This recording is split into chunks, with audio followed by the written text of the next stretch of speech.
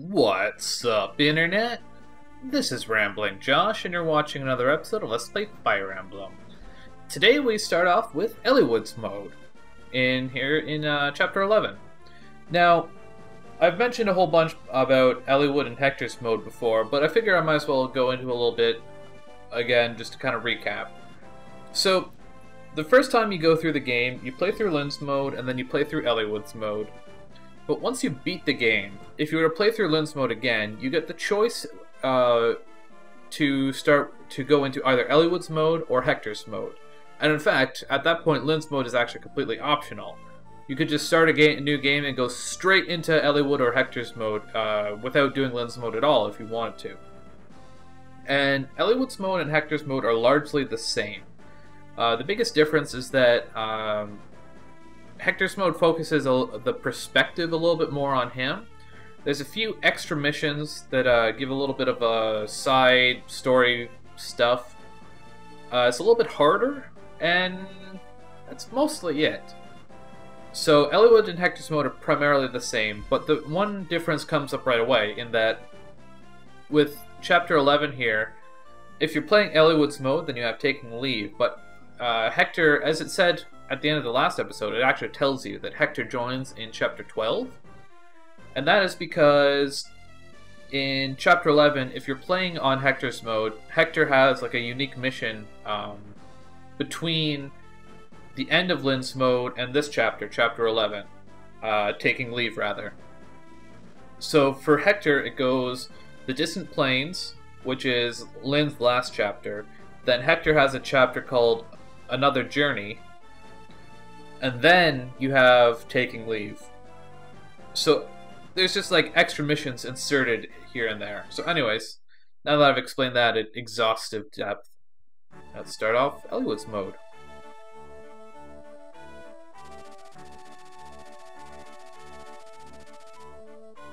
The Scourging, huh? How'd that happen? 8 heroes. Those darn dragons.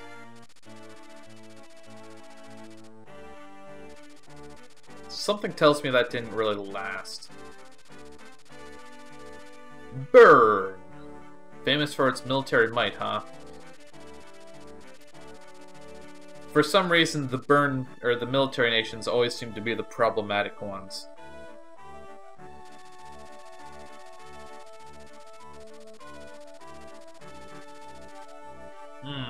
The nomads, huh? Then we have Ilya.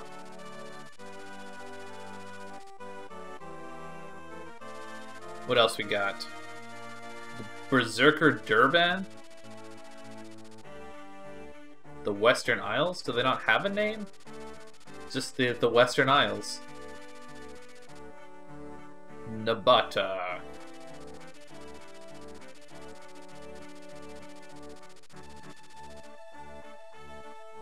Okay. It seems kind of weird that we're getting this geography lesson after playing the game for like 6 hours.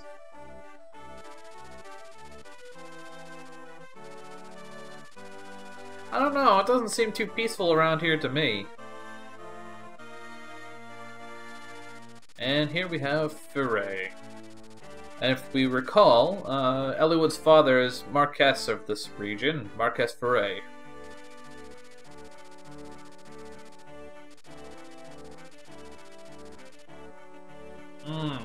I don't like Shadows of Unease.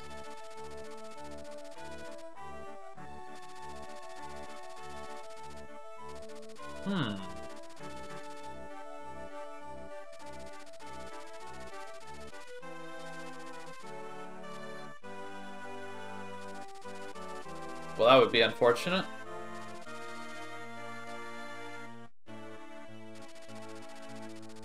One thing I guess I should kind of mention is that Lord Elbert here, actually, despite not being a character you can recruit in this game, or any game as far as I know, he actually has an archetype.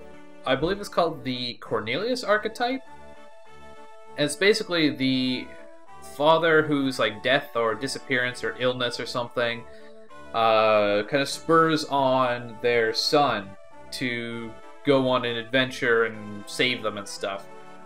So in this game, Albert, his disappearance spurs Eliwood into action. And what's ironic is that the game before this, it didn't come out in North America, but Fire Emblem 6, the Binding Blade, or the Japanese subtitle I believe is Fun no Tsurugi, or however it's properly pronounced. But the reason I bring this up is because it's actually like a prequel to this game. It occurs after this one in the timeline, despite coming out first. But in that game, Eliwood is actually a Cornelius for his own son Roy in that game. So I thought that was kind of ironic. Maybe not ironic? I guess that's probably not irony. But you get what I mean. Spoiler alert, man.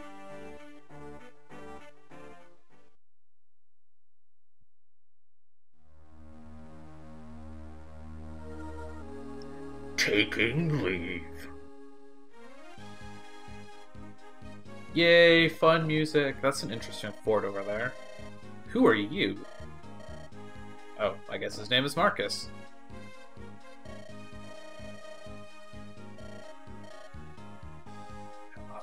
It kind of makes me wonder, who names their child Eliwood? What kind of name is that?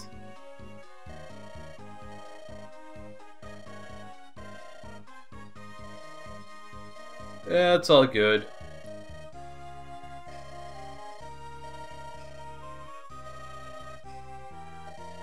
I'm gonna hold you to that.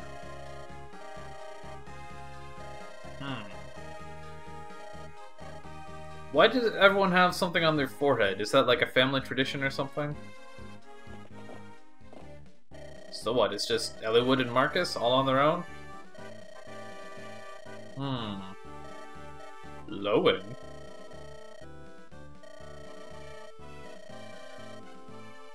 What, you don't have more, like, soldiers you can send with him? You're gonna seek out random people from the villages?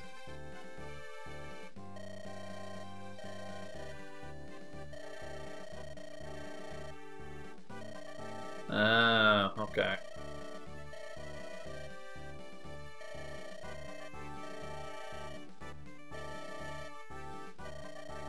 Or you could just not leave. Well, that doesn't sound like good things happening.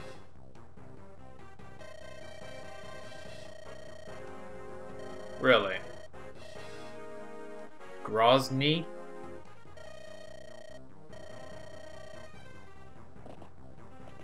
Well, okay then.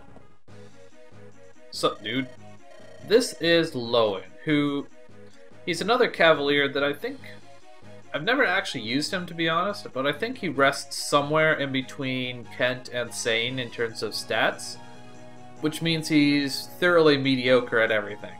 Of course, I could be very much wrong about that, so don't quote me on it. He does have awesome hair, though. Maybe it's not so awesome. This girl has more details. Why, hello there.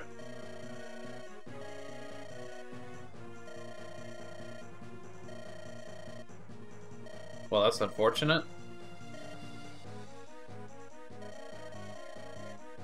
Okay.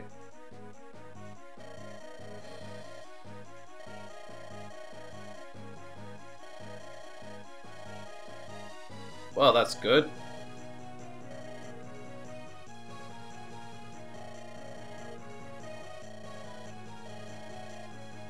Really? Oh, that would be me. Ha ha ha. Ha. Huh. How have I been seeing all this if I only just appeared now?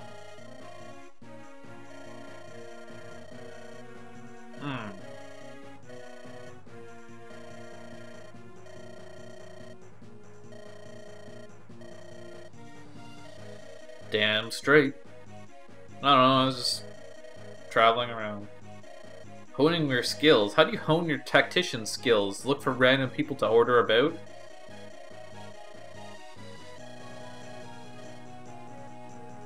Sure, I got nothing better to do. Alright, so we start things off here on Eliwood's mode. Now, the first thing I need to mention is Marcus. As you may notice, he is already a level 1 paladin. He is pre-promoted. Now, think back a few episodes to when we got Wallace and I explained the Jagan archetype. Marcus is a Jagan, which is to say that his stats are pretty good at this point. They're actually quite good. But they're not gonna get a whole lot higher. Like, for a level 1 promoted unit, they're actually not that good, even. So yeah, we're not gonna be using him a whole lot. What we are gonna do, however, is ditch his equipment and use Marcus as a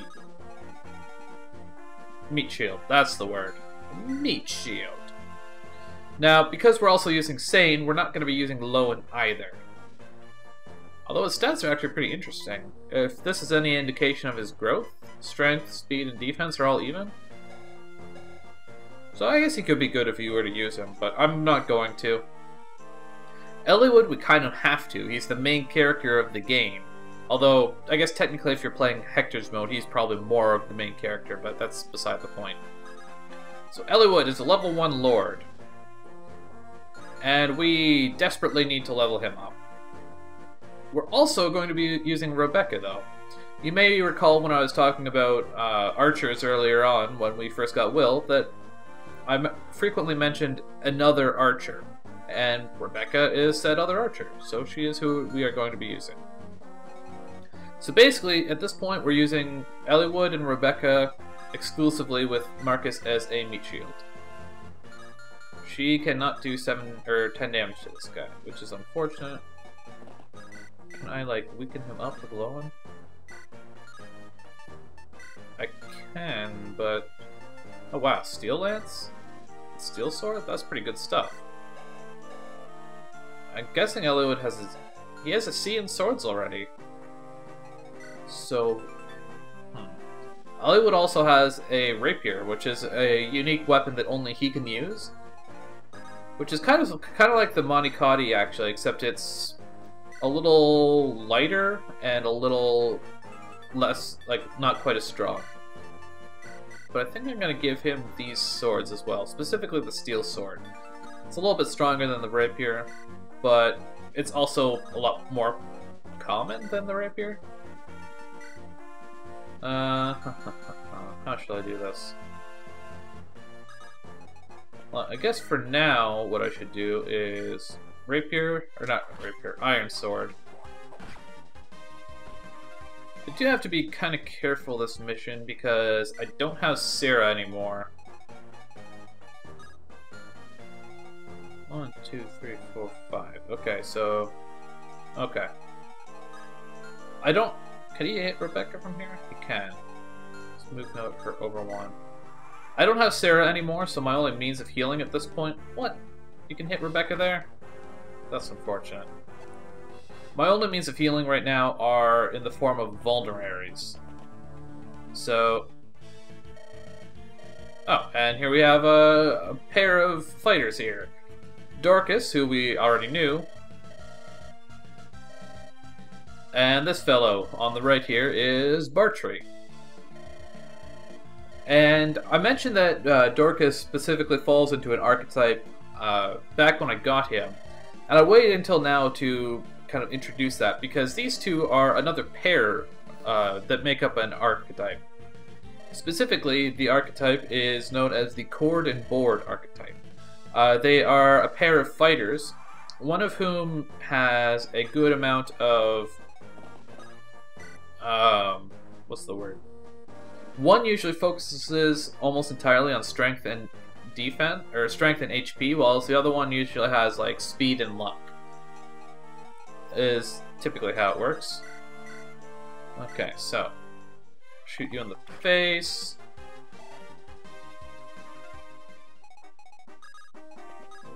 And hit you with an iron sword, and you're dead. When it comes to stats, Eliwood's actually a bit of an odd character in that... words.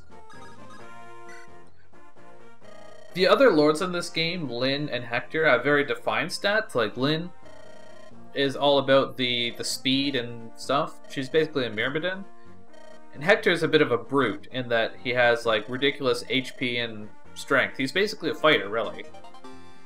But Eliwood is kind of... I guess he's almost like a cavalier, except without a horse. He has a lot of... well, nothing, really. He's got kind of all-around stats, basically. So what I think I'm going to do is, let's actually give these things to Rebecca for now, and use Lowen as like a secondary meat shield to protect Rebecca from this guy.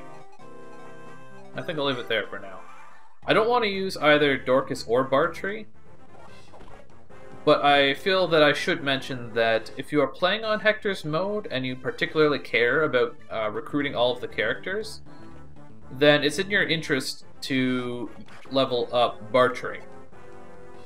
There's a character very late in the game that you can recruit that is only recruitable in Hector's mode, and in order to actually recruit them, Bartrey has to be, at the time, a level 5 warrior, which is the promotion of a fighter. So, if you care about recruiting all the characters, that is something that you should probably work towards. As much as possible, I'd like to save Eliwood's rapier for cavalry.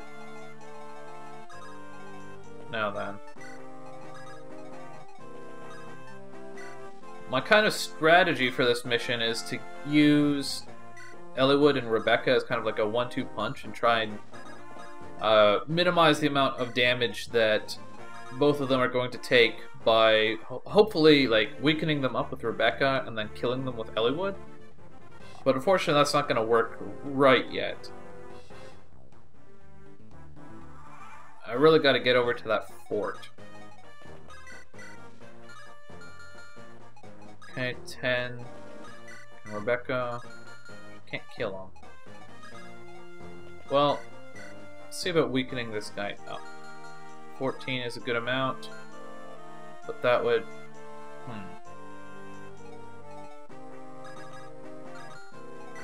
Does he have a hand axe? He does have a hand axe. Let's go like that. Well, that didn't work at all. As much as I would like to use Eliwood and Rebecca exclusively, it's a little hard. Okay, well, let's sit Eliwood on this fort, I guess. He's got a nice amount of avoidance sitting here, and he's going to regenerate a little bit of health. Oh, and I leveled up. That's convenient. That's a pretty nice level up.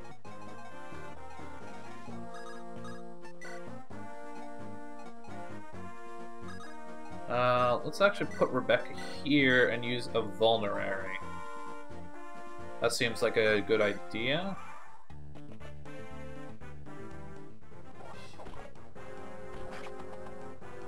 I guess I can use Bartrey a little bit to weaken guys up.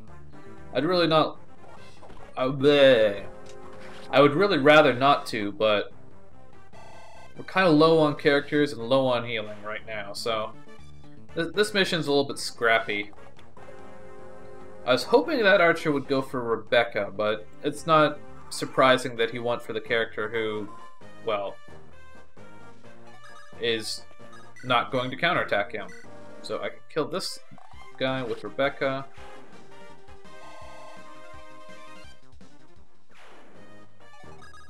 And I can kill this guy with Eliwood. Can't I? Guess not. Okay. Well, weaken him up, I guess.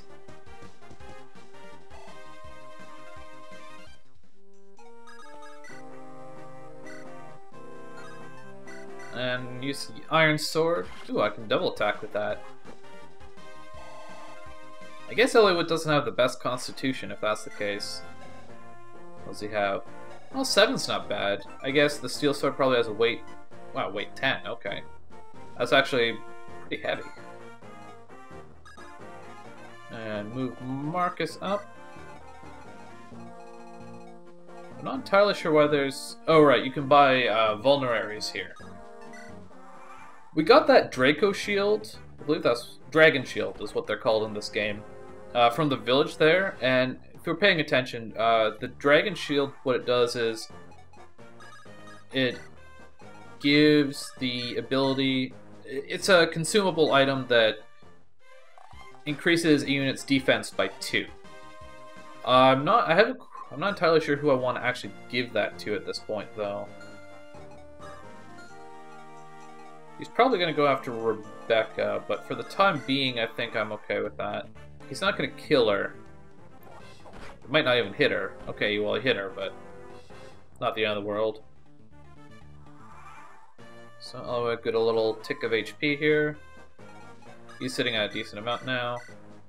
Hit him again with my bow.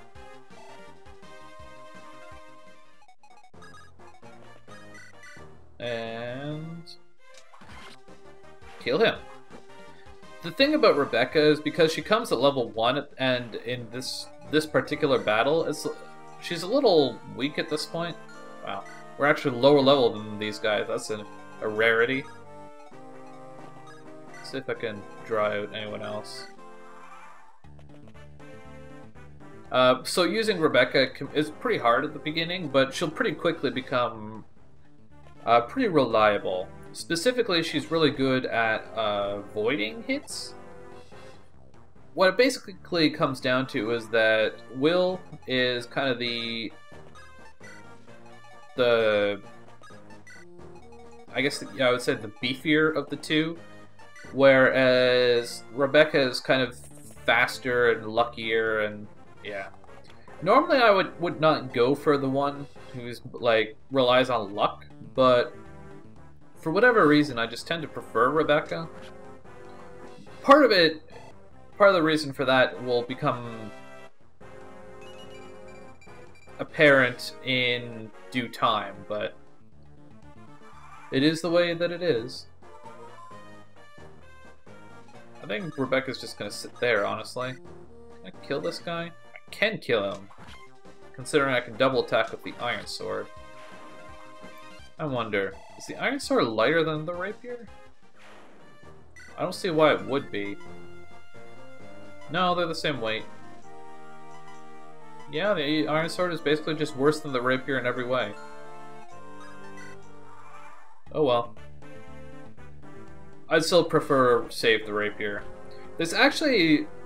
how's this work? There are certain ratings that you get as you go through the game. I guess we never really saw them when we beat Lens Mode.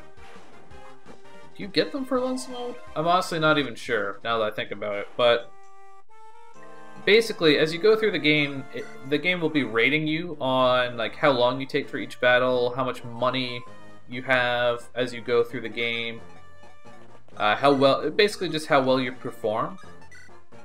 And one of the things that, like I said, that you get rated on is money, or there's like a title for it, but I can't think of what it is. But anyways, using up the personal weapons, namely like the Rapier and maybe the Monicati, I'm not sure about that though, but using up those weapons actually reduces your rating in that specific category. So if the ratings is something that you care about, then it actually makes sense to just not use the Rapier at all. But I don't care about the ratings. Wow, Eliwood's stats are actually pretty decent. They're not, like... He's never really going to excel in any one area, but he's doing pretty good on the whole. 8 strength in particular is pretty nice. And this guy I'm just going to shoot with Rebecca until he's dead.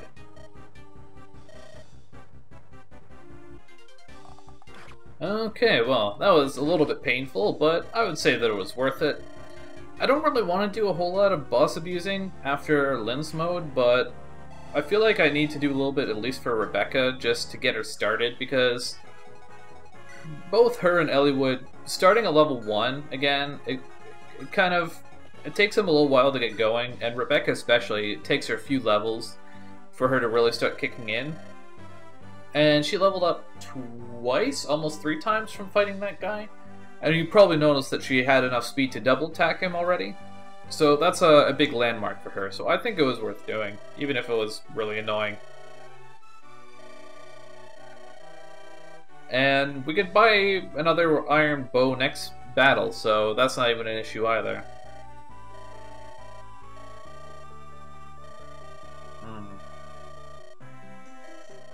For war? War with who?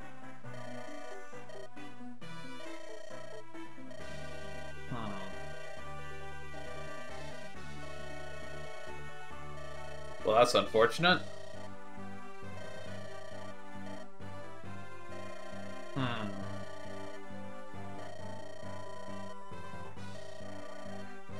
We set out on our adventure, so I guess we should go stop him now. Herp, derp, derp.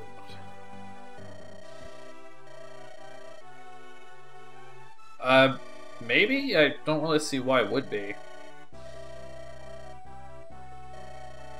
I guess if we have nothing else to go on.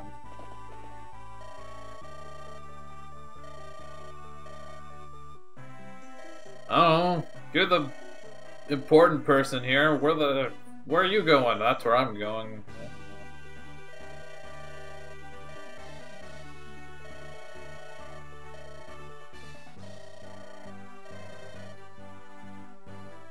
I mean, I don't really care about your father, but I don't really have a point in existing if I don't have people to direct in battle, so I guess I might as well go with you.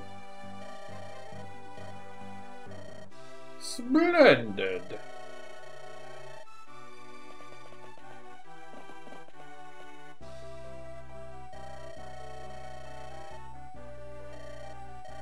With them, duh.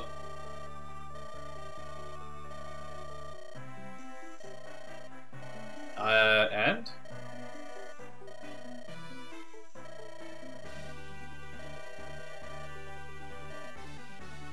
Okay then.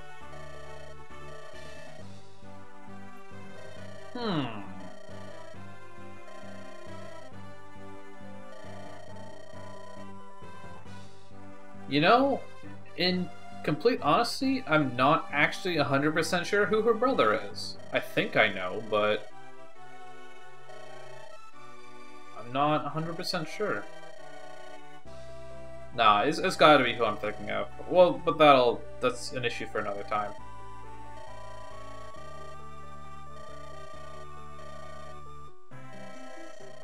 What does that even mean? With a true heart. Okay, whatever, if you say so. But anyways, that is it for the first episode of Eliwood's chapter. So, I will see you on the next episode of Let's Play Fire Emblem. Catch you later.